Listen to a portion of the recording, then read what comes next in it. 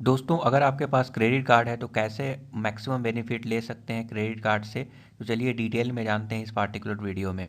सबसे पहले जब आप क्रेडिट कार्ड के लिए अप्लाई कर रहे हैं तो मेक श्योर कीजिए कि क्रेडिट लिमिट ज़्यादा से ज़्यादा होना चाहिए।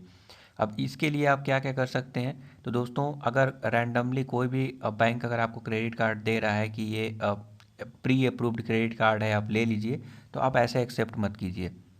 मेक श्योर कीजिए आपको इनकम प्रूफ दिखाना पड़ेगा, या पहले से अगर क्रेडिट कार्ड अगर है तो उन सारे प्रूफ को दिखाकर क्रेडिट लिमिट जो है ज़्यादा से ज़्यादा लेने का प्रयास कीजिए। ऐसा नहीं कि बैंक जो भी दे रहा है ले लेंगे, बिकॉज़ ये बहुत ही इंपॉर्टेंट है। और एक चीज़ और, जब भी आप यूज करते हैं तो जितना भी क्रेडिट लिमिट है उतना यूज आप मत कीजिए। उससे क्या होगा कि सिविल स्कोर पे इफ़ेक्ट पड़ेगा।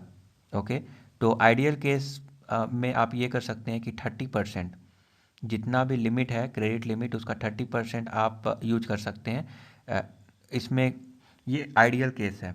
ओके, नाउ आपको भी पता है कि क्रेडिट कार्ड यूज करने का सबसे बिगेस्ट बेनिफिट क्या है, कि आपको इंटरेस्ट फ्री जो है एक टाइप का लोन मिल जाता है, जो आप 45 डेज़ और 50 डेज़ तक का टाइम मिल जाता है, जहाँ पे आपको किसी भी तरह का इंटरेस्ट नहीं देना पड़ता है। That's a good thing. तो जो भी आप परचेस कर रहे हैं तो वहाँ पे अगर क्रेडिट कार्ड का ऑप्शन अवेलेबल है तो आप यूज कीजिए। ओके, इसको यूज करने में कोई प्रॉब्लम नहीं है, बट प्रॉब्लम यहाँ पे हो जाता है कि आपके पास पैसा नहीं आया है, बट फिर भी आप जो है सोच रहे हैं कि नेक्स्ट मंथ मैं पे कर दूंगा, सैलरी आएगा या फिर किसी तरह जुगाड़ करके नेक्स्ट मंथ मैं पे कर दूंगा।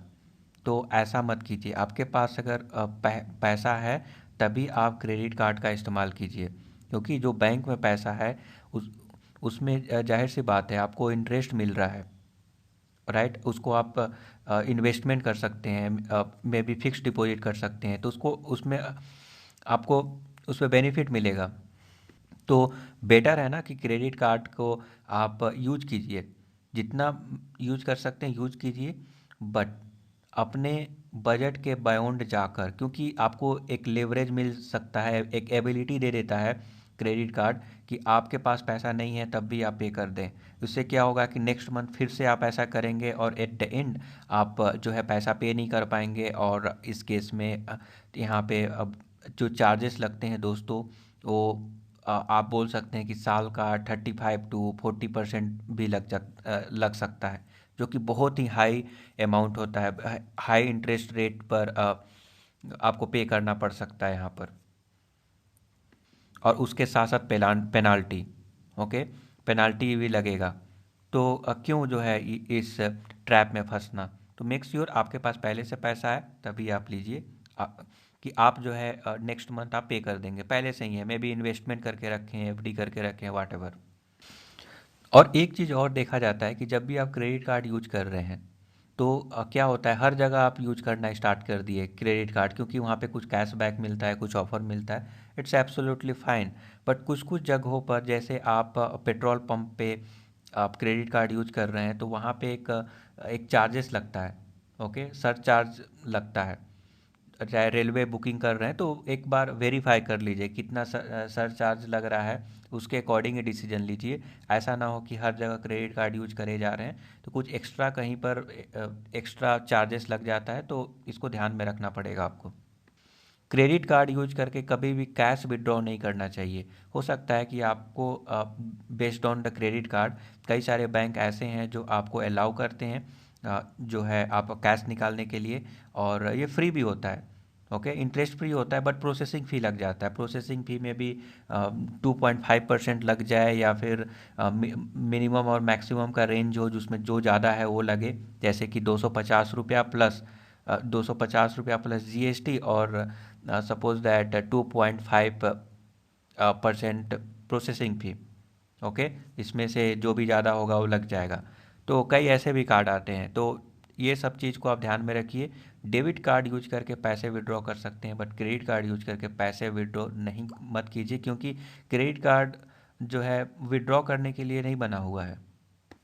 नाउ, जब आप कुछ भी परचेस करते हैं तो बिल जनरेट हो जाता है, तो आप जो है मिनिमम जो पेमेंट होता है, ओके, देखिए दो पेमेंट होता है। एक मिनिमम पेमेंट अगर आप पे कर देते हैं तो जो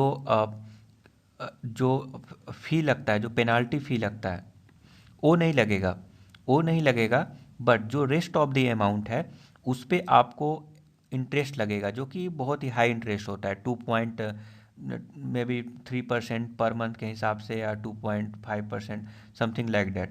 ओके, ये डिफ़र करता है credit card to credit card. But जो भी अमाउंट होता है, जो इंटरेस्ट रेट होता है, बहुत ही हाई होता है। तो मिनिमम अमाउंट अगर आप पे करना चाहते हैं तो कर सकते हैं, ठीक है। देखिए सब लोग बोलेंगे कि सभी लोगों का यही मानना है कि मिनिमम अमाउंट क्यों, फुल अमाउंट ही पे कर देना चाहिए। पर दोस्तों, जिस दिन बिल बन के आया, बिल डेट को आप मिनिमम, आप ऐसा प्रैक्टिस कीजिए कि बिल डेट के दिन जब बिल बन के आएगा तो मिनिमम बैलेंस पे कर दीजिए, और 10 दिन के बाद जो बचा अमाउंट है वो सारा पे कर दीजिए।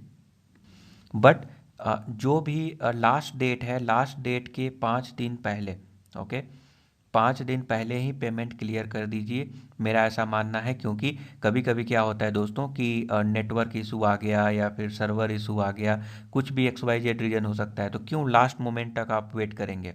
कोई भी रीज़न हो, मे बी बैंकिंग की तरफ से भी रीज़न हो, बट पैसा तो आप ही को पे करना है। आप में भी कांटेक्ट कर सकते हैं अपने बैंक को कि मैं इस रीज़न से पे नहीं कर पाया, तो मे भी बैंक मान जाए। बट स्टिल इसमें बहुत लेंदी प्रोसेस है, और इसको करने जाएंगे तो आपका टाइम भी बहुत ज़्यादा जाएगा।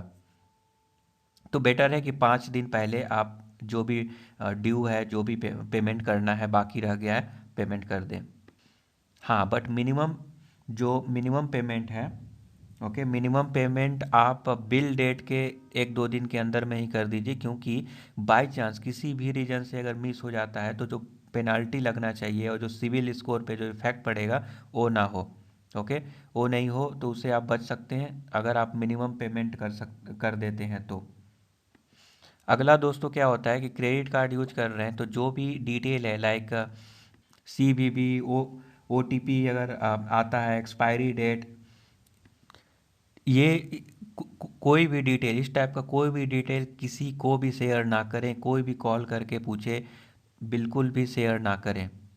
और अगला सबसे इम्पोर्टेंट कि आपका जो ज्वाइनिंग फ़ी है और रेन्यूएबल रेन्यूअल फ़ी है, ओके। क्या होता है कि क्रेडिट कार्ड में हर साल एक मेंटेनेंस चार्जेस लगता है, ओके। तो ये जो मेंटेनेंस चार्ज है, मेक श्योर कीजिए कि जो भी आप क्रेडिट कार्ड यूज कर रहे हैं, ये इसका मेंटेनेंस चार्ज कितना है। कई सारे ऐसे कार्ड होते हैं जिसमें नो ज्वाइनिंग फ़ी, जो no maintenance, annual maintenance free, ऐसे करके आते हैं। तो ऐसे कार्ड यूज करेंगे तो ज़्यादा बेटर होगा। ऑफ कोर्स में भी उसमें ज़्यादा बेनिफिट ना मिले, उसमें ज़्यादा कैशबैक, रिवार्ड, जो भी XYZ ना मिले, बट स्टिल मैं तो इसी को प्रीफर करूँगा। तो दोस्तों, कंक्लूजन पे मैं डायरेक्ट आ जाता हूँ कि क्रेडिट कार्ड आप बेशक यूज कीजिए, और जो पैसा जो इंटरेस्ट फ्री, जो एक टाइप का जो लोन मिल रहा है आपको, उस पैसे को आप कहीं अच्छे जगह पे इन्वेस्ट करके उसके ऊपर बेनिफिट ले सकते हैं। सपोज दैट म्यूचुअल फंड में डाल दिए, या फिर शेयर मार्केट में डाल दिए। तो यहाँ पे क्या होगा दोस्तों कि मे भी आपको ज़्यादा बेनिफिट ना मिले, हो सकता है 1%, 0.5% ऐसे बेनिफिट मिले, बट स्टिल कुछ भी तो मिल रहा है यहाँ पर, तो दैट्स अ गुड थिंग। तो इसीलिए दोस्तों, क्रेडिट कार्ड बेशक यूज करना चाहिए। ये बहुत ही मतलब एक इनकम का सोर्स हो सकता है, क्योंकि उसके ऊपर आप इंटरेस्ट भी कमा रहे होंगे। क्योंकि 40, 45 या 50 दिन का जो लिवरेज मिल रहा है दोस्तों, इस पीरियड में आप शेयर मार्केट में भी पैसे लगा के वहाँ पर भी कमा सकते हैं, और बहुत सारे अदर वे भी हैं। So thank you for subscribing the YouTube channel. अगर फिर भी किसी भी तरह का क्रेडिट कार्ड से रिलेटेड क्वेरी है तो डेफिनेटली आप कमेंट कीजिए। Have a nice day.